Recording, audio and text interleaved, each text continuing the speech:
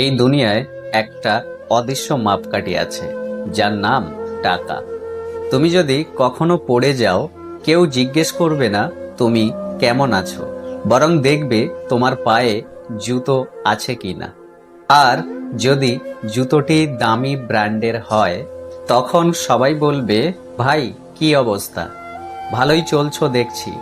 এই সমাজে সম্মান, ভালোবাসা, সম্মিলিত সবকিছুই যেন টাকার পরিমাপে হিসেব করা হয়।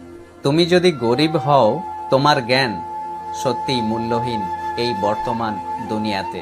তুমি যদি ধনী হও, তোমার ভুল কথাগুলো এই সমাজের মানুষগুলো স্বর্ণ অক্ষরে লিখবে। এটাই হচ্ছে বর্তমান সমাজের আসল বাস্তবতা।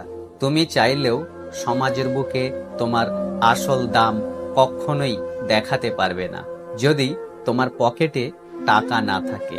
এই কঠিন সত্য মানেই কি হেরে যাওয়া? বরং এখান থেকেই শুরু করা উচিত তোমার জীবনের আসল লড়াইটা। কারণ তুমি কখনো কোনোদিন টাকা দিয়ে জন্মাওনি। তুমি নিজেই টাকা তৈরি করতে পারো। মনে রাখবে, তুমি আজ উপহাসের পাত্র, কিন্তু আগামী দিন তুমি হবে অনুপ্রেরণার এক নূতন প্রতিমূর্তি। জেনে রেখো, আজ তোমাকে যারা পাত্তা দেয় না, কালকে তারাই তোমার কাছে সময় চাইবে। যে সমাজ টাকার প্রেমে অন্ধ, সেই সমাজকে তুমি দেখিয়ে দাও, তুমি কেবলমাত্র টাকা কামানোর যন্ত্র নও, তুমি এক স্বপ্নবাজ যোদ্ধা। তুমি হয়তো এক কাপ চা নিয়ে বসে ভাবছো, আমার কি হবে। শোনো ভাই, চা শেষ হয়ে যাবে, কিন্তু স্বপ্ন কখনো কোনোদিনও শেষ করো না। কারণ যেদিন তুমি নিজেকে প্রমাণ করবে, তোমার সেই পুরনো জামা, ছেঁড়া চপ্পল, উপহাসের মুহূর্তগুলো সবই একদিন তোমার গল্পের অংশ হয়ে দাঁড়াবে। টাকা নেই তাই কেউ পাত্তা দেয় না, এ কথা ঠিকই, কিন্তু টাকা হবে, ঠিক এমন ভাবে হবে যাতে পাত্তা না দেওয়া মানুষগুলো তোমার সামনে মাথা নিচু করে দাঁড়াবে।